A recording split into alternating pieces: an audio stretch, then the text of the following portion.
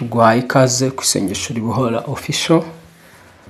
Wowe wakoze subscribe, Imana y'amahoro iguhe umugisha, Imana y'amahoro ikugirire neza. Tugarutse mu mwanya mwiza wo kuganira ijambo ry'Imana no gusenga.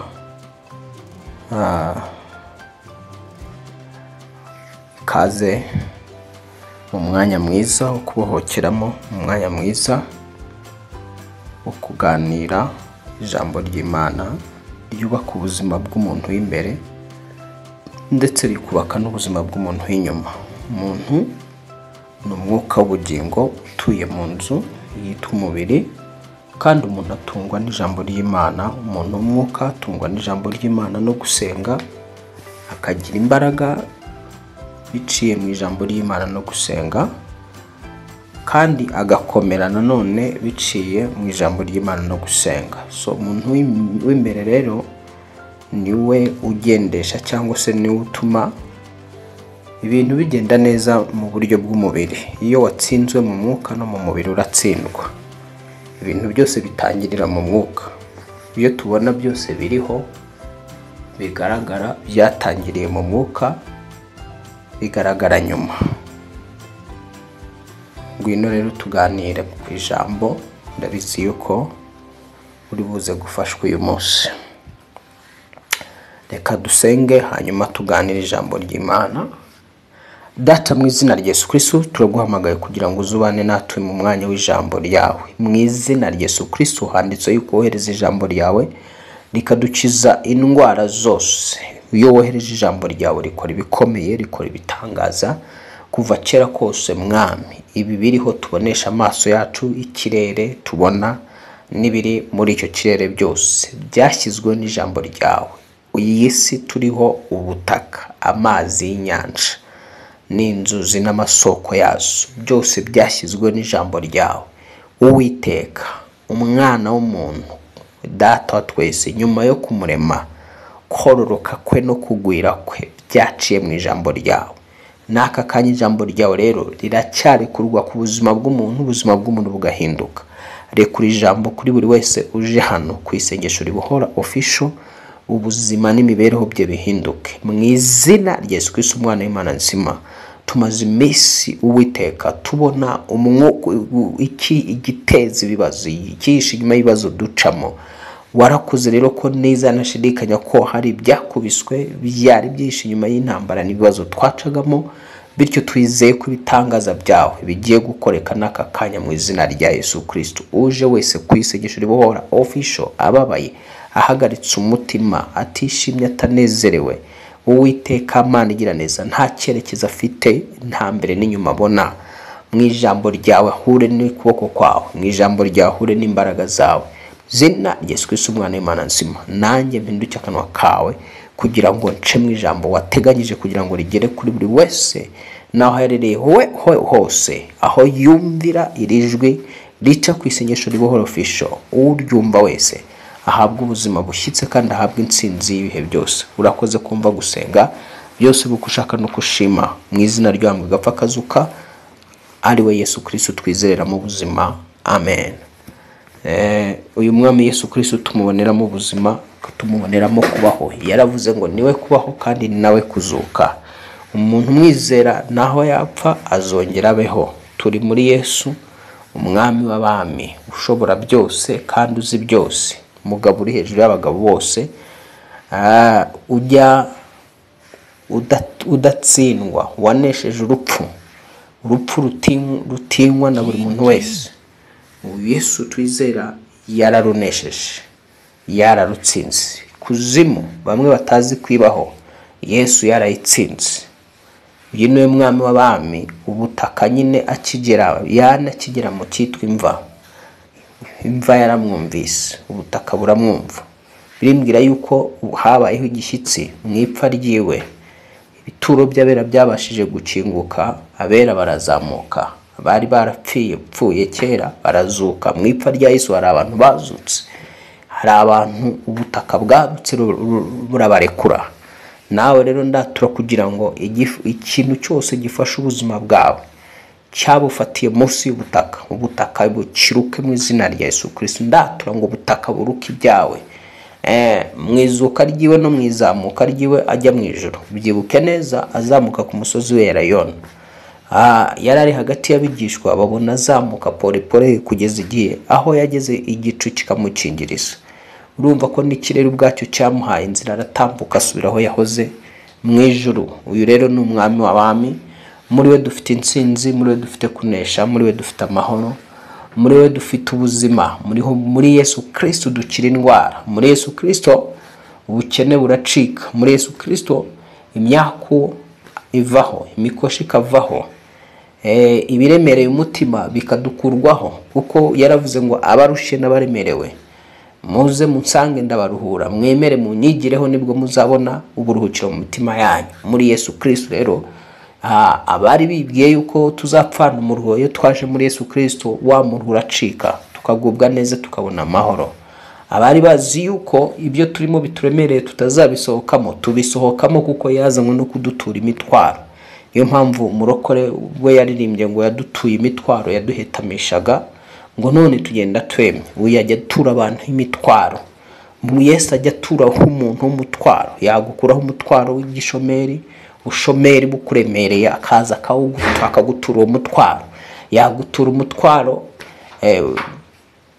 w'ubugumba, yagutura umutwaro w'uburwayi. Yesu uyu nguyu ajya abikora. Yagutura umutwaro w'ibyaha n'imbaraga z'ibyaha, yagutura umutwaro w'uruzingo, yagutura umutwaro w'ibyo ubona, ibyo byose ubona bikuremereye.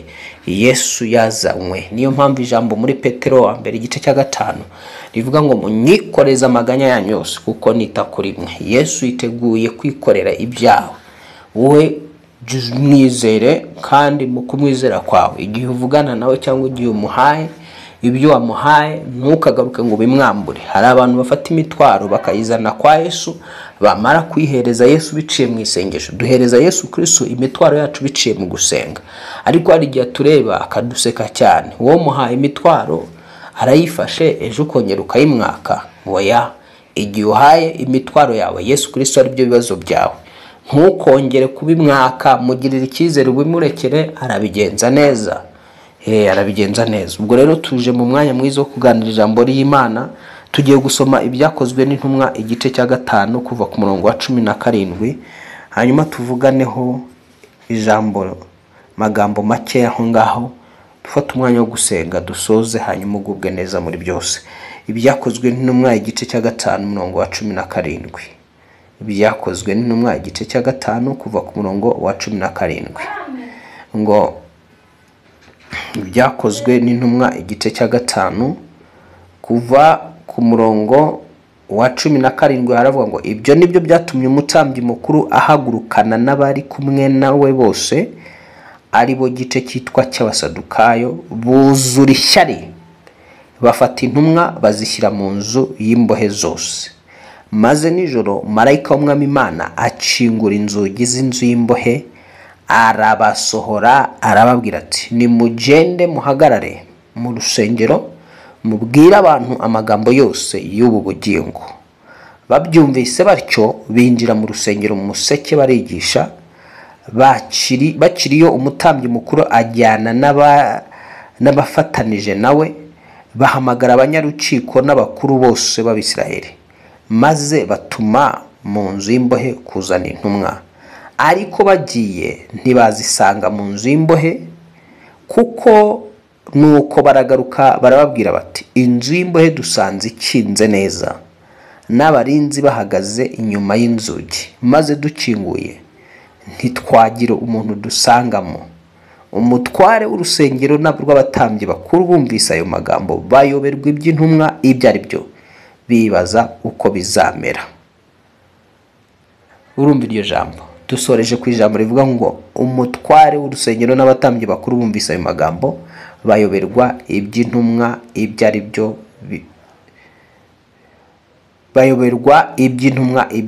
bibaza uko bizamera. Hari ikintu Imana igiye gukora ku buzima bwawe kigomba gucanganyikisha abantu bose bakugendaho.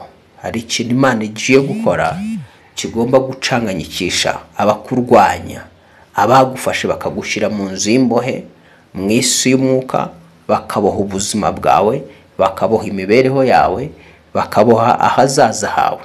nawe koko ukibona yuko hazaza hawe haboshye utari kuhitegereza ngo uharebe.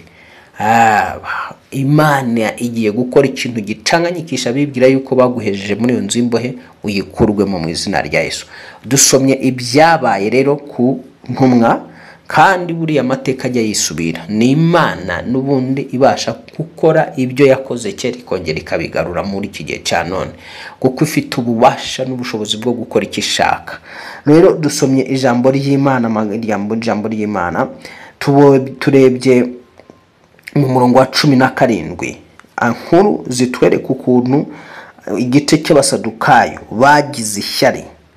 Basadukayo ngo bagize ishyari, ngo ibyo nibyo byatumye umutambyi mukuru ahagurukana n'abari kumwe nawe bose, ari bo gice cyitwa cy'abasadukayo, buzura ishyari. Babonaga ubutumwa bw'izi ntumwa zibwiriza, uburyo zibwiriza abantu bakabohoka, tangaza bigakoreka. Noneho bo rero sasa abasadukayo bitwaga ko ari abantu b'Imana nabo hamwe nabo batambyi, inyigisho zabo zari inyigisho z'amategeko, zitabashaga kuzana ibitangaza, zitabashaga kwirukana abadayimoni, zitabashaga kubohora abantu. Noneho hadutse abandi bantu bari gukora akazi nk'akabo, aribo intumwa. Intumwa zitangiye zikora akazi nk'akabo, bivuga ngo zirimo zirakora akazi abatambyi bakoraga, abasadukayo bakoraga. Ari gituma abantu bibaza ibyawe, habeho ikintu kidasanzwe gituma abantu bibaza amaherezo yawe. Abibwiraga ko bakurangije bakagusoza, habeho ikintu kidasanzwe kibemeza kutigeze usozwa mu izina rya Yesu Kristo. Ndakomeza dusome tumve ngo ibyo nibyo byatumye rero umutambyi mukuru ahagurukana n'abari kumwe nabo bose, ari bo gice cyitwa cy'abasadukayo, ngo buzura ishyari. Umwuka w'ishyari uri kuboshye ndawusenya mu izina rya Yesu. Ndarimbura amashyari yose akuzengurutse, ndakubita hasi umwuka w'amashyari akuzengurutse mu kazi kawe, ndakubita hasi umwuka w'amashyari akuzengurutse yo muri famiye mu izina rya Yesu Kristo. Reka umwuka w'amashyari ukuveho, kugirirwa ishyari bitsindwe ku buzima bwawe mu mbaraga y'amaraso Yesu Kristo. Rero yisokemo iyo nzimbohe y'ubushomeri, ubusokemo mu izina rya Yesu Kristo. Abakuboheye muri iyo nzu y'imbohe mu mbaraga y'amaraso Yesu Kristo, bakagucingira mu nzu y'imbohe yitwa ubushomeri. Ubwo bushomeri iyo nzu y'imbohe yisokemo mu izina rya Yesu. Marayika agutumweho kugira ngo agukure muri iyo nzu y'imbohe.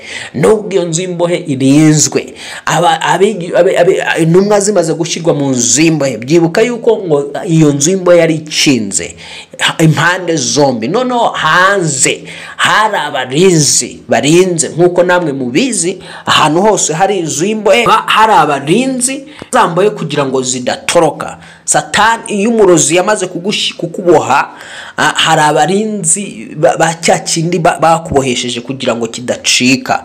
Mu isi y'umwuka hazamuka imyuka imeze nk'abarinzi, barinzi bashinzwe kurinda bya bindi waboheshejwe kugira ngo bidacika, cyangwa se ya nzu y'imbohe washyizwemo kugira ngo utayivamo. Ndasenga kugira ngo mu mwuka ahantu ubohewe n'abarinzi b'icyakuboshe cyangwa se icyo waboheshejwe, aka kanya mu izina rya Yesu Kristo risumba amazina yose, hamanuke marayika ukomeye. Abamarayika bamanutse mu gihe cy'intumwa, marayika akamanuka agacingura inzugi. Kandi igihe marayika yacinguraga inzugi, igitangaje ntabwo abarinzi bamenye uko byagenze. Abarinzi bo bakomeje kurinda bazi yuko intumwa zikiri mu nzu y'imbohe. Kumbe numenye ukuntu, numbaza ukuntu marayika yabikozemo. Niba marayika yaraje akambara zino ntumwa, zakwambara zino ntumwa, noneho abarinzi ntibazibone zisohoka, hari Imana igikora ibitangaza bidasanzwe. Ntibazibone zisohoka gusa. Icyo bitubwiye ngo marayika amaze gucingurira izi ntumwa, yarazibwiye ngo nimugende musubire mu rusengero mubwire abantu amagambo y'ubu bugingo. Noneho ngo nabo baragenda bahagarara mu masinagogi cyangwa mu rusengero, batangira kubwiriza abantu. Noneho abatambyi bakibona izo ntumwa, biba ngombwa ko birukankira ku nzu y'imbohe ngo barebe ko aba bantu tuzi ko twari twabashyize mu nzu y'imbohe bageze mu rusengero bate. Barirukanka bajya ku nzu y'imbohe cyangwa se bajya muri gereza. bageze kuri gereza basanga abarinzi barinze gereza nta cyahindutse. None mu gihe basanze abarinzi barinze gereza nta cyahindutse, ngo bacingura iki? Bacingura ya nzu y'imbohe cyangwa se gereza. Bacinguye gereza bazi yuko abigishwa intumwa bazisangamo, basanga ngo harera, basanga nta muntu uri mu nzu y'imbohe. Ngo hanyuma ngo noneho ngo bibaza cyane uko bizamera, birabayobera, bibajije uko bizagenda, bibajije uko bazimya intumwa, bibajije icyo bakora ngo baziheze mu nzu y'imbohe, ngo bibaza uko bizamera, birabayobera. Hari ikintu Imana igiye gukora mu buzima bwawe gituma abanzi bawe bayoberwa uko byagenze. Hari ijambo rivuga ngo dore ngiye gukora ikintu gishya. Ubwo se ubwo mutigeze kukimenya muzakimenya. Hari ikintu gishya Imana igiye gukora. Hari n'irindi jambo rivuga ngo dore nzakora ikintu uzacyumva wese muri Israheli ngo amatwi ye azaca injereri. Ndakwatura gukorerwa igitangaza cy'Imana gituma uzacyumva wese azashoberwa, akayoberwa uko bizamera, akayoberwa uko byagenze mu izina rya Yesu Kristo. Hari igihe Satani yishuka n'abakozi be, akumva ko yafashe umuntu yamuhejeje aho yagombye kumuheza, akumva ko yaguhejeje mu bukene byarangiye utazabuvamo, akumva ko yaguhejeje mu bibazo utazabisohokamo, akumva ko yaguhejeje mu ndwara utazazisohokamo, akumva ko yaguhejeje mu bushomeri utazabusohokamo, akumva yuko yaguhejeje mu bihombo uhura nabyo utazabisohokamo. Ariko ndagira ngo mvugane nawe, Imana yakoze igitangaza mu gihe nk'iki igatuma abamarayika aho intumwa zari zabohewe, aho zari zacingiranywe, abamarayika bakagenda bakazisohora. Kandi hari abarinzi, ariko abarinzi ntibamenye uko byagenze. Ndatura ngo Uwiteka koherereza abamarayika nawe bagukure muri iyo nzu y'imbohe mu izina rya Yesu Kristo. Ijambo rivuga yuko abamarayika ari abakozi babazaragwa agakiza. Imana ijya yohereza abamarayika bakadukorera, ijya yohereza abamarayika b'indwanyi mu isi y'umwuka. Abamarayika bari mu byiciro bitandukanye. Hari abamarayika bashinzwe intambara z'Uwiteka, abo batumwa kubera kugira ngo barwanirire abera, abo batumwa kubizera no kubashenga bakabarwanirira izo ntambara. Abamarayika rero bajya baza aho igihe umwana w'umuntu yananiwe, igihe umwana w'umuntu biba byanze, igihe umwana w'umuntu aba adafite ubufasha bwaturuka ku wundi mwana w'umuntu mugenzi we. Aho ngaho ni Imana yohereza marayika. Ndagusengera kano kanya, niba nawe uri mu bibazo ubona nta muntu wabigukuramo, nta muvandimwe wabigukuramo, nta nshuti yabigukuramo, aka kanya Uwiteka koherereze marayika mu izina rya Yesu Kristo. Ntumye marayika wawe, wowe turi kuvugana. Imana nikora igitangaza ukabona ari ikintu gikoretse mu buzima bwawe, uzibuke ko hari umumarayika twatumwe iwawe, hari umumarayika twohereje iwawe mu izina rya Yesu Kristo. Ugukinguriye akagukura mu nzu y'imbohe, akagukura mu gishomeri, muri iyo gereza y'ubushomeri, marayika nayikuvanemo mu izina rya Yesu Kristo. Muri iyo gereza y'igisiribateri, marayika nayikuvanemo mu izina rya Yesu Kristo. Muri iyo gereza y'uburwayi, marayika nayikuvanemo mu izina rya Yesu Kristo. Muri iyo gereza, muri iyo nzu y'imbohe, muri iyo nzu y'imbohe iyo ngiyo urimo y'ibyaha, marayika nagufata ukuboko ayikuvanemo mu izina rya Yesu Kristo. Muri iyo nzu y'imbohe y'icyangiro, marayika Uwiteka nayikuvanemo mu izina rya Yesu Kristo. Muri iyo nzu y'imbohe y'uburushi, ntumye marayika kugira ngo agufate ukuboko agukure muri ubwo burushi bwose mu izina rya Yesu Kristo twahawe gucirizwamo, mu izina rya Yesu Kristo risumba amazina y'abakurambere biwanyu. Mpamagaye izina rya Yesu Kristo risumba amazina y'abakurambere b'abakuroga. Iri zina rya Yesu Kristo risumba amazina y'abakurambere bakuroga, rikubohore kano kanya mu izina rya Yesu Kristo. Rigucingurire usohoke mu nzu y'imbohe, rigucingurire usohoke muri ibyo bibazo. Izina rya Yesu Kristo umwana w'Imana nzima, ndavugana nawe bazinze amara, ayo mara yawe ndayazingura mu izina rya Yesu Kristo. Ndavugana nawe wowe uribwa mu kiziba cinda, cishije umuriro w'umwuka wera n'imbaraga z'Imana muri icyo kiziba cinda. Imbaraga z'Umwami Yesu zikubohore kano kanya mu izina rya Yesu Kristo. Iyo nzu y'imbohe y'uburwayi bari bashatse kugushyiramo ndayimena mu izina rya Yesu Kristo. Mu isi y'umwuka reka nkubwira kano kantu, mu isi y'umwuka bajya bategura mu gice cy'ikuzimu, bagategura bagapanga, bamara gupanga ibyo bapanze bakabivana mu mipango yabo bakabizana mu bikorwa. Ubwo burwayi rero wapangiwe ndabupangurura ndabusenya ku buzima bwawe, ubwari bugiye kuzamuka mu mubiri wawe ndabusora. Wumvaga ibimenyetso by'uburwayi, wowe uri hano ku isengesho Riboro Official, ibyo bimenyetso by'uburwayi byari bitangiye kuzamuka mu mubiri wawe ndabicecekesha mu izina rya Yesu Kristo. Twize ku ntwaro yitwa kwizera, tubona yuko kwizera ari ikirwanisho kibasha gusama za mesire satani yakurasa, abarozi bakurasa, mesire abadayimoni n'abarozi barasa. Ni indwara, ni ubukene, ni ubushomeri, ni inyatsi no kuburirwa, ni ibyo byose. Iyo ufite kwizera rero, isezerano ni uko ritubwira yuko kwizera kubasha kuzimya imyambi iyo satani aturasa. Ndazimya umwambi wa Kristo wari uri ku buzima bwawe mu izina rya Yesu Kristo. Ndazimya uwo mwambi wari urashwe w'icyangiro nuzwe hasi mu izina rya Yesu Kristo. Ndazimya uwo mwambi w'uburwayi wari wamaze kuraswa, wamaze kugucengeramo, n'ubumara bwawe bwari bwamaze gucengera muri umubiri wawe ndabukamura bwose uko bwakabaye mu izina rya Yesu Kristo usumba amazina yose. Mu izina rya Yesu Kristo uri hejuru y'abakurambere bakurwanya, myuka bapfuye kurwanya, nyikubitishije izina rya Yesu Kristo, nyikubitishije izina rya Yesu Kristo. Imbaraga z'abarozi bakurwanya mbakubitishije izina rya Yesu Kristo bakuveho,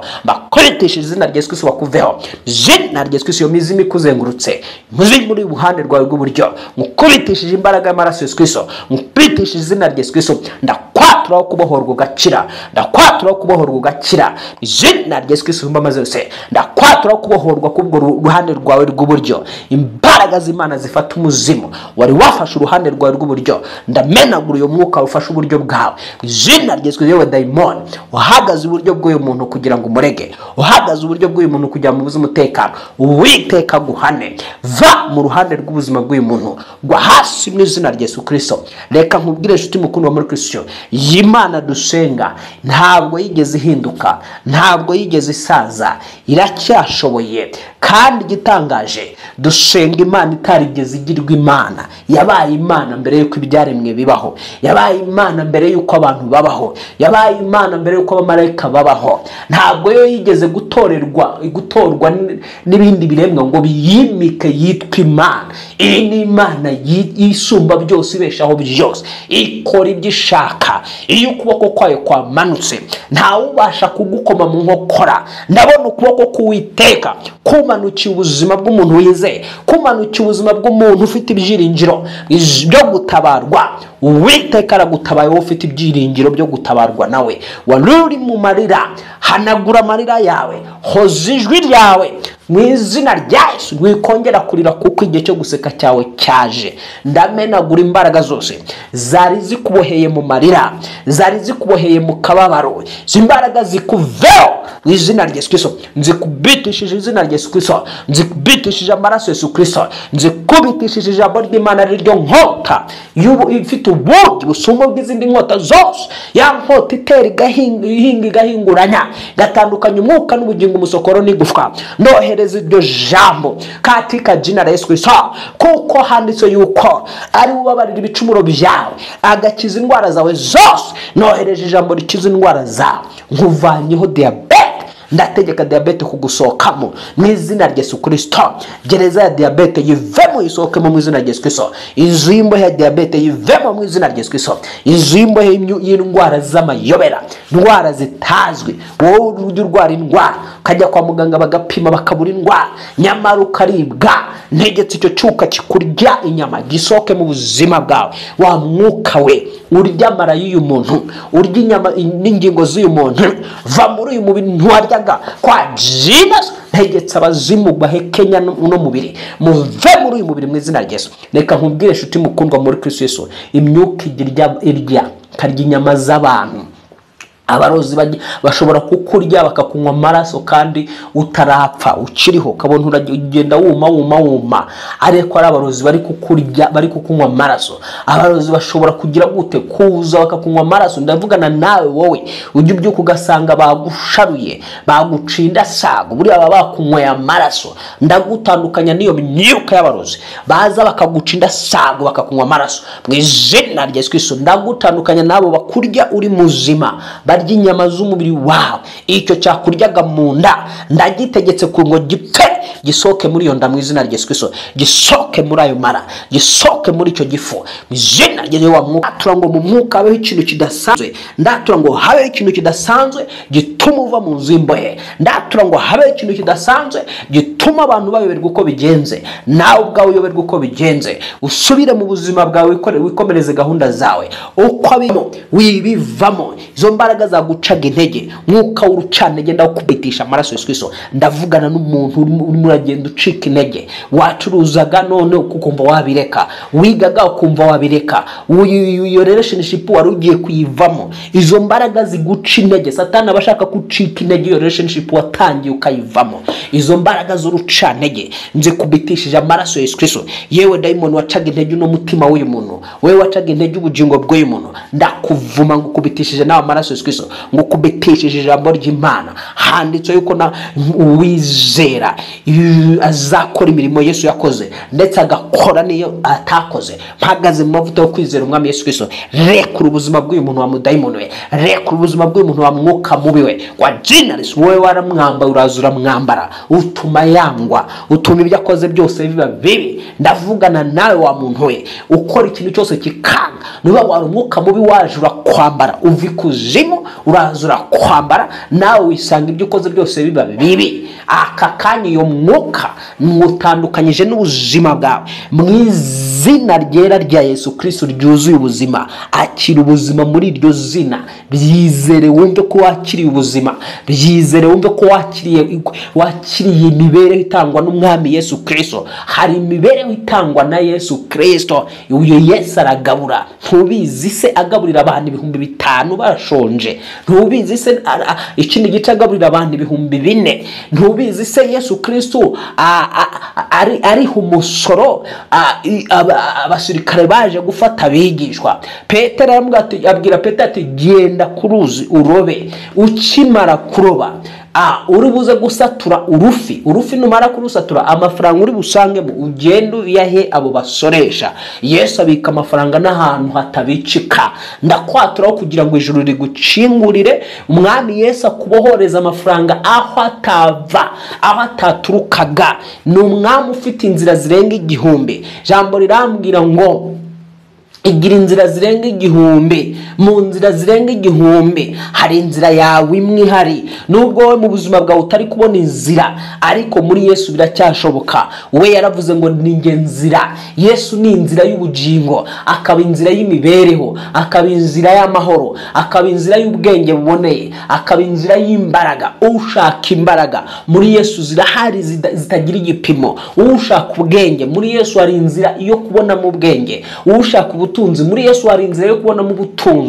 Munsi umwe abigishwa bakesheje ijoro bakora ntibagira icyo babona. Bari bagiye guhahira ingo zabo, bajya guhahira ingo zabo, bajya mu ruzi bajya kuroba. Buraca barara bashakisha bubakeraho bagikanuye, nta kintu bafatishije. Mwami Yesu araza aravuga ati bana banjye mufite ibyo kurya. Bigishwa batashwe da. Yesu aravuga ati ngaho nimusubire mu bwato mutere inshundura zanyu murobe. Petero arasubiza tumva rero databuja, twakesheje ijoro ryose dukora ariko ntacyo twigeze dufatisha. Ariko kuko ubivuze, kuko ubivuze wowe, reka mbikore. Icyo utegetswe no gukora icyo Yesu avuze mu buzima bwawe. Yesu yavuze ngo izere urabona ubwiza bw'Imana, izere urabubona. Yesu yavuze ngo komera, hita ukomera. Yakubwiye ngo hanagurira amarira, hita uyahanagura. Yesu yavuze ngo tuza nyine icyo akubwiye gikore, kuko iyo ukoze icyo akubwiye ukiboneramo igitangaza. Petero rero ibyo yari abizi, yasubije Yesu ati kuko ubivuze reka mbikore. icyo ukeneye ni ugukora icyo Yesu avuga ku buzima bwawe. Yakubwira ngo senga ugasenga, yakubwira ngo izere ukizera, yakubwira ngo tuza ugatuza, komera ugakomera, ubundi ubona ibitangaza by'Imana. Petero rero akimara kubibwirwa, ako kanya yafashe inshundura aziterera mu mazi, akuri yumva ibintu biraremereye, akuri kumva ibintu biraremereye, yumva imbaraga ze ntizihagije. Ahamagara abigishwa bose bagenzi be bari bajyanye kuro, barakurura wapi, barakurura uko bakurura bakumva ibyafatiwe mu nshundura biraremereye. Byabaye ngombwa ko yiyambaza ngo ubwato bwari hakurya. Amaze kwiyambaza ubwato bwari hakurya, bwa bwato buraza nabwo barakurura ngo bararoba, bafatisha amafi menshi cyane kandi manini batigeze bafatisha kuva batangira kuroba. Umva iyo Yesu yaje mu buzima bwa gashaka gukora igitangaza, ajya akora ibitangaza rero, ajya agabura kandi agahindura imikorere y'abantu. Imikorere yawe yanze uyu munsi Yesu adimbemo ikunde mu izina rya Yesu Kristo. Imikorere yawe niyo ndi guhanurira, imikorere yawe niyo ndi guhumanura. Iyo yahumanyijwe ndatura ngo ihumanurwe mu izina ryera rya Yesu Kristo risumba amazina y'abakurambere bakwataka bakurwanya, babandi bizerera mu myuka bakurambere. Dufite Yesu Kristo wabayeho mbere yabo bakurambere bapfuye bizereramo. Hari abizerera mu bakurambere, umuyu ugiye ku mupfumu usanga ari bavuga ngo imbaraga afite azikomora mu gisekuru, kuri sekuru wiwe cyangwa ku gisekuru cya kane cyangwa mu bisekuru bitanu. Dufite umusekuru uri hejuru y'abasekuru bose witwa Yesu Kristo wabayeho mbere yuko abantu bose babaho. We yabayeho abantu batarabaho. Uwo niwe sokuru wacu mukuru, niwe mukurambere wacu mukuru. Afite imbaraga ikuzimu, baramuzi baramutinya, isi y'umwijima iramutinya, Satani aramutinya.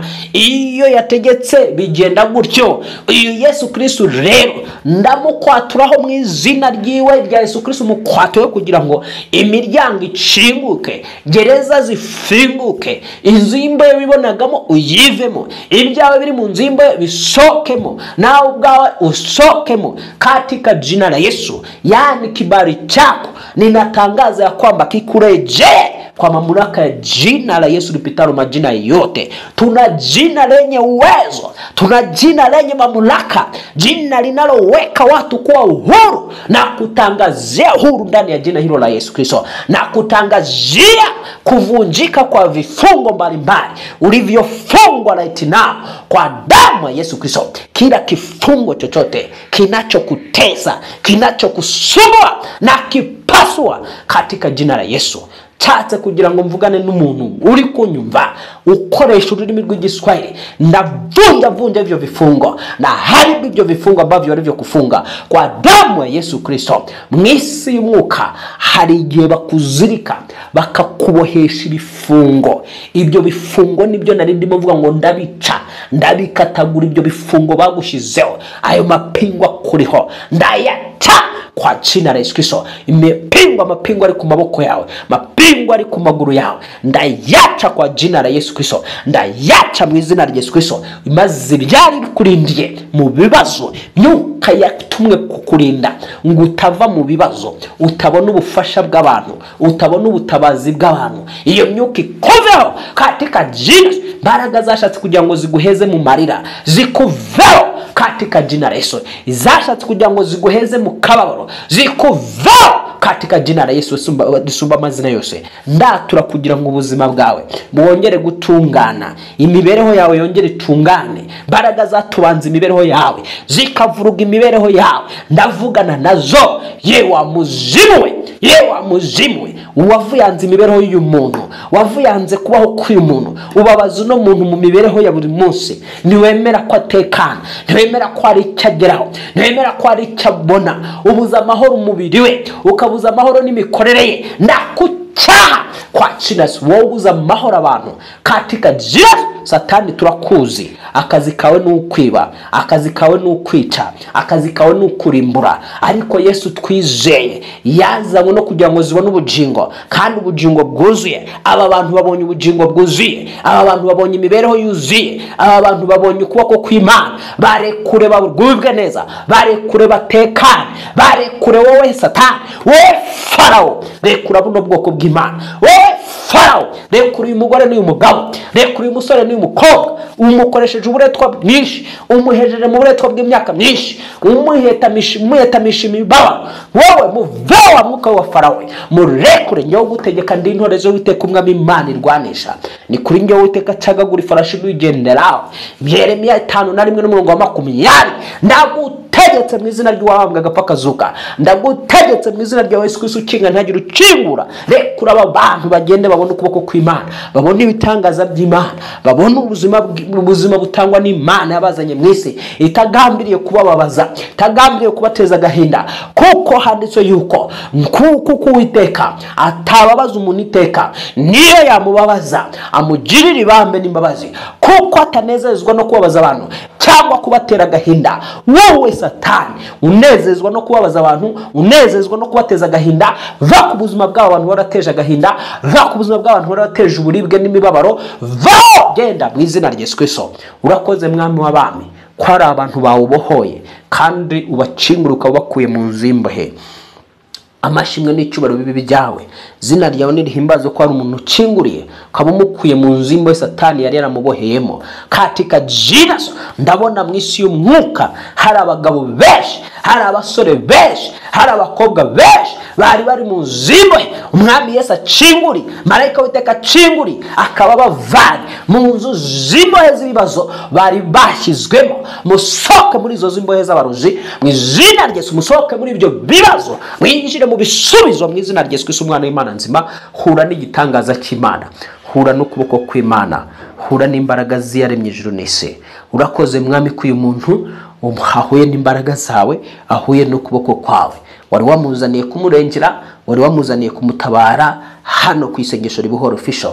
Nuhabwa amashimwe, nuhabwa icyubahiro, izina ryawe rihimbazwe ibihe byose bidashira mu izina rya Yesu amazina yose. Amina, amen, amen, amen, amen. Wizere urabona ubwiza bw'Imana nyuma yaho, kandi nyuma yo kubona ibitangaza by'Imana wizereye muri risengesho no muri rijambo ukabona ibitangaza by'Imana, garuka ku mutambyi wiyereka umutambyi. Yesu akiza ababembe 5 yarabwiye ngo mugende mwiyereka umutambyi, mutanga ituro ryo kuhumanura. Nyuma y'ibitangaza Imana ikoze ku buzima bwawe ikabigusohoye mu nzimbohe, wiyereke ugaruka utubwire. Hari abantu mwe mugaruka mukatubwira, hari abantu tubona mutanga amaturo yanyu, Imana ibaha umugisha, Imana ibagirire neza. Hari abantu bagaruka bakaduha buhamya mu gikari bw'ibyo Imana iba yakoze. Nawe rero ntukagende buheri ngo wibagirwe aho uba ku igitangaza cy'Imana. Ujye ugaruka utubwire kandi utange n'ituro ry'ibyo Imana iba yakoze, ushimangira ibitangaza byawe. Imana amahoro ikugirire neza, Imana amahoro igufashe. Mwari kumwe nanjye Pastor Justus. Shalom shalom. Nakagaruka ku isengesho ribuhoro official. Waruje utarakanda subscribe ntugende utayikanze, kandi we wamaze gukanda subscribe ucyo usabwa no gukanda like, ugakanda like cyangwa se ugakora share ukabasangiza abandi bantu bagenzi bawe inshuti zawe ufite muri telefone, ukabasangiza ino channel cyangwa se iki kiganiro, iri jambo ry'Imana n'irisengesho, kugira ngo n'abandi n'abagenzi bawe bafashwe. Imana amahoro iguhe umugisha. Iyo wadukandera iki rero utuma icyo ubukoze no kuvuga ngo hahandi utuye YouTube yo ihita ibibona igahita ijyana cya kigisho hahandi muri ako gace abantu ahantu bamutuye bagahita bahajyana cya kigisho, gutyo ku buryo abantu bakibona mu buryo bworoshye. Muhabwe umugisha, mugirirwe neza n'Imana. Turi kumwe ku isengesho ribuhoro official. Shalom shalom.